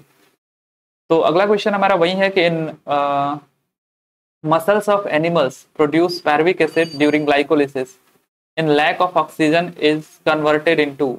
तो वही लैक ऑफ ऑक्सीजन यानी कि एनारोबिक रेस्पिरेशन में एनिमल्स में क्या होता है, यानी जानवरों में क्या होता है, हमारे अंदर क्या होता है, तो इसमें लैक्टिक एसिड एक तो बन रही थी और एनर्जी रिलीज हो रहा था। और ये जो लैक्टिक एसिड होती है ना, ये जो लैक्टिक एसिड होती है ग्लूकोज से पायरुविक एसिड, और ये जो आपका लैक्टिक एसिड बन रहा है, लैक्टिक एसिड, और यहाँ पर एनर्जी जो रिलीज हो रही है, तो ये जो लैक्टिक एसिड है यही हमारे थकावट का कारण बनती है। आप काफी दिनों से कहीं निकले नहीं थे बाहर, टहलने नहीं गए थे या फिर रनिंग नहीं कर रहे थे, और अचानक से अगर आप रनिंग करने लगते हो तो आप देखते होगे कि आपको सांस लेने में तकलीफ होने लगती है और कुछ ही देर में आप थक जाते हो। तो उस थकावट का जो कारण होता है वो यही जो दो मॉलिक्यूल्स हैं लैक्टिक एसिड के, यही होते हैं, राइट। तो यहाँ पर हमारा ए और बी यानी कि डी हमारा क्या हो जाएगा, करेक्ट आंसर हो जाएगा। अगला हमारा है कि मांसपेशियों में किस अम्ल के एकत्रित होने से थकावट आती है। So which acid accumulation in the muscles leads to fatigue. तो अभी हमने देखा कि थकावट का कारण क्या है, हमारा लैक्टिक एसिड, यानी ये हमारा सी ऑप्शन क्या हो जाएगा, करेक्ट हो जाएगा। आगे है कि aerobic respiration takes place in. अब एरोबिक रेस्पिरेशन ये कहां पर होता है, तो हमने देखा था ग्लाइकोलिसिस जो एनाएरोबिक प्रोसेस था वो साइटोप्लाज्म में हो रहा था, लेकिन ये जो एरोबिक रेस्पिरेशन होता है वो आगे चल करके माइटोकॉन्ड्रिया में होगा, और जो बची खुची एनर्जी 93% थी वो भी यहीं पर रिलीज होगी, जबकि यहाँ पे केवल 7% एनर्जी ही रिलीज हो रही थी, राइट। तो यहाँ पर बी ऑप्शन क्या हो जाएगा आपका, करेक्ट हो जाएगा कि जो एरोबिक रेस्पिरेशन है वो माइटोकॉन्ड्रिया में होता है। आगे है ये जो आप इक्वेशन देख रहे हो, ग्लूकोज का पायरुविक एसिड में कन्वर्ट होना साइटोप्लाज्म में जो होता है, उसके बाद इसका माइटोकॉन्ड्रिया में ऑक्सीजन के प्रेजेंस में कार्बन डाइऑक्साइड और वाटर में कन्वर्ट होना, साथ ही साथ एनर्जी रिलीज करना। तो ये इस पूरे प्रोसेस में कितनी एनर्जी रिलीज होती है ये आपको बताना है। तो ये टोटल 38 एटीपी एनर्जी रिलीज होती है पूरे प्रोसेस में, ठीक है। और वो भी यहाँ पर देखिए आपका जो साइटोप्लाज्म में हुआ था, यहाँ पे 2 एटीपी एनर्जी रिलीज हुई थी, ठीक है, 2 एटीपी एनर्जी यहाँ पे रिलीज हुई थी, और यहाँ पर आपके 36 एटीपी एनर्जी आपका माइटोकॉन्ड्रिया में जाकर के रिलीज होगा, ठीक है।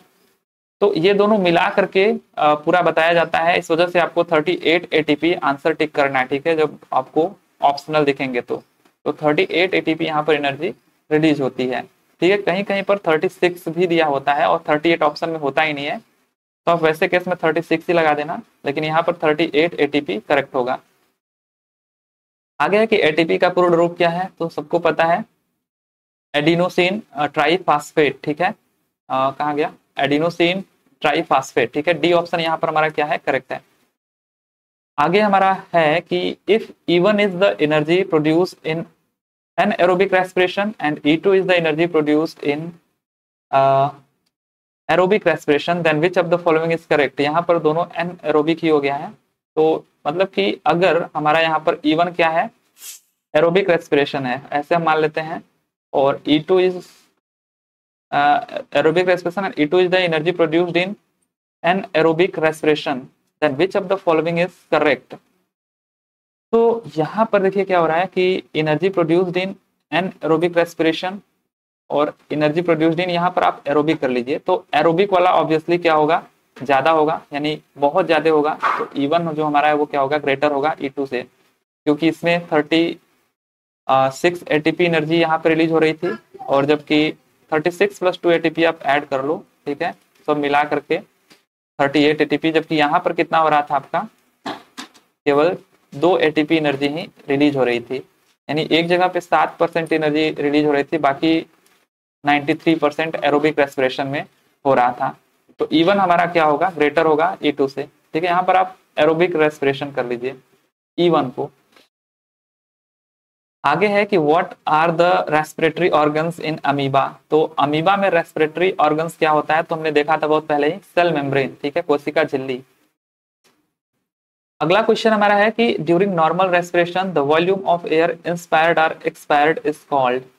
तो यहाँ पर देखिए, जब हम नॉर्मली बैठे होते हैं, कोई रन वगैरह नहीं कर रहे होते हैं, दौड़ नहीं रहे होते हैं, तो ऐसे केस में जो हम सांस अंदर लेते हैं और बाहर छोड़ते हैं, ठीक है, सांस अंदर लेते हैं और बाहर छोड़ते हैं, तो उसका जो वॉल्यूम होता है एयर का, वो कहलाता है टाइडल वॉल्यूम। क्या कहलाता है, टाइडल वॉल्यूम। तो यहाँ पर आपका फर्स्ट ऑप्शन करेक्ट हो जाएगा। अब देखिए, एक होता है आपका इंस्पिरेटरी रिजर्व वॉल्यूम। ये क्या होता है, इंस्पिरेटरी रिजर्व वॉल्यूम, जब आप बहुत गहरी सांस लेते हो, यानी जब आप योगा वगैरह कर रहे होते हो, ऐसे केसेस में क्या होता है कि आप बहुत गहरी सांस लेते हो अंदर, तो उसको, वो जो वॉल्यूम होता है एयर का, उसको हम लोग कहते हैं इंस्पिरेटरी रिजर्व वॉल्यूम, ठीक है। और वहीं आप जब सांस को रिलीज कर देते हो, जो गहरी सांस अभी आपने लिया था, तो उसको हम लोग कह देते हैं एक्सपिरेटरी रिजर्व वॉल्यूम, ERV, यानी निःश्वसन सुरक्षित आयतन और अंतः श्वसन सुरक्षित आयतन, ठीक है। यानी गहरी सांस लेना और गहरी सांस को फिर रिलीज कर देना, ये हमारा कहलाता है IRV और ERV। और जबकि जो नॉर्मली हम सांस लेते हैं अंदर और बाहर छोड़ देते हैं, उसका जो वॉल्यूम होता है एयर का, वो हम कहते हैं उसको टाइडल वॉल्यूम, ठीक है। तो इसको आप ध्यान रखिएगा। अब इसी से रिलेटेड जो आपका क्वेश्चन है कि इंस्पिरेटरी कैपेसिटी कितनी होती है, IC इसको लोग बोलते हैं। अब इसका फार्मूला आप कैसे बना सकते हो, तो सांस लेते समय पूछ रहा है ये अंतः श्वसन क्षमता कितनी होती है, तो ये आपकी एक तो टाइडल वॉल्यूम हो गई, और जो आप गहरी सांस ले रहे थे, ठीक है, यानी उसको हम लोग क्या बोल रहे थे, उसको हम लोग IRV बोल रहे थे, यानी इंस्पिरेटरी रिजर्व वॉल्यूम बोल रहे थे। तो C हमारा यहाँ पर क्या हो जाएगा, करेक्ट आंसर हो जाएगा, PV + IRV, ठीक है, ये हमारा करेक्ट आंसर हो जाएगा। अगला क्वेश्चन हमारा है एक्सपीरेटरी कैपेसिटी क्या होता है। तो अब वही बात कि सांस रिलीज करते समय जो गहरी सांस आपने लिया था और फिर आपने रिलीज कर दिया, तो ये दोनों का सम होता है। एक तो आपका टाइडल वॉल्यूम हो गया, ठीक है, और दूसरा आपका एक्सपिरेटरी रिजर्व वॉल्यूम यानी ERV, ठीक है, ERV। ये क्या हो गया आपका, ये हो गया आपका EC, ठीक है, यानी एक्सपिरेटरी कैपेसिटी। तो यहाँ पर बी ऑप्शन आपका क्या हो जाएगा, करेक्ट हो जाएगा। आगे है कि volume of air remaining in the lungs even after forcible expiration is called. तो वायु का वह आयतन जो बलपूर्वक निश्वसन के बाद भी फेफड़ों में शेष बच जाता है वो क्या कहलाता है। तो आप फोर्सली सांस को अंदर छोड़ दो, फिर भी अगर आपके अंदर कुछ वॉल्यूम एयर रह जाता है तो उसको हम लोग क्या बोल देते हैं, रेजिडुअल वॉल्यूम, ठीक है, तो अवशिष्ट आयतन उसको बोल देते हैं। सो डी ऑप्शन यहाँ पर हमारा करेक्ट हो जाएगा। आगे है कि which of the following is are the respiratory disorders. तो कौन सा इसमें से श्वसन का विकार है। तो अस्थमा है आपका, न्यूमोनिया भी है आपका, ट्यूबरकुलोसिस तपेदिक भी है, और काली खांसी यानी जिसको हम पर्ट्यूसिस कहते हैं या वूपिंग कफ कहते हैं, ये सारे के सारे क्या हैं आपके रेस्पिरेटरी डिसऑर्डर्स हैं। सो डी ऑप्शन हमारा क्या हो जाएगा, करेक्ट हो जाएगा। आगे है कि which of the following is are the disease of lungs. यहाँ पर फेफड़ों से संबंधित बीमारी कौन सी है। तो एक तो आपका न्यूमोनिया है और दूसरा आपका ट्यूबरकुलोसिस यानी कि तपेदिक है। सो ए और सी यहाँ पर हमारा क्या हो जाएगा, करेक्ट आंसर हो जाएगा। आगे है कि dash is a difficulty in breathing causing wheezing due to inflammation of bronchi and bronchioles. यानी डैश में श्वसनी और श्वसनिकाओं के सूजन के कारण श्वसन के समय घबराहट होती है और सांस लेने में कठिनाई होती है। तो इससे तो आप परिचित होंगे, ये आपका होता है अस्थमा, दमा, ठीक है, दमा जिसको बोलते हैं। तो सी ऑप्शन यहाँ पर हमारा क्या हो जाएगा, करेक्ट हो जाएगा। आगे है कि pick the incorrect option in the following. अब इसमें हमको मैचिंग करना है कि कौन सा सही है। तो एक आपका हो गया एम्फाइसीमा, जो कि स्मोकिंग के कारण होता है, ठीक है, एम्फाइसीमा ये स्मोकिंग कारण होता है, जो बिल्कुल सही है। जो आपका अस्थमा है, विजिंग यानी कि इसमें सांस लेने में घबराहट होती है, और ब्रोंकाइटिस जलन, ये श्वसनी में सूजन, ब्रोंकाइटिस जो होता है ये श्वसनी में सूजन और जलन का कारण है, ठीक है, ब्रोंकाइटिस, ये भी हमारा करेक्ट मैच है, ये भी हमारा करेक्ट मैच था, और ये स्मोकिंग से आपका एम्फाइसीमा होता है। बाकी अगर हम बात करें इन्फ्लुएंजा का, तो ये आंख का विकार नहीं है, ठीक है, इन्फ्लुएंजा जो ये आपका श्वसनी विकार है, ठीक है, तो ये हमारा ऑप्शन गलत है, इसी को हमको चूज करना था। तो डी ऑप्शन यहाँ पर हमारा क्या हो जाएगा, करेक्ट हो जाएगा।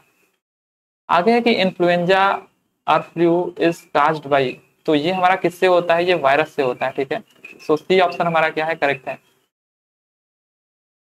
A hemoglobin molecules can carry maximum dash molecules of oxygen।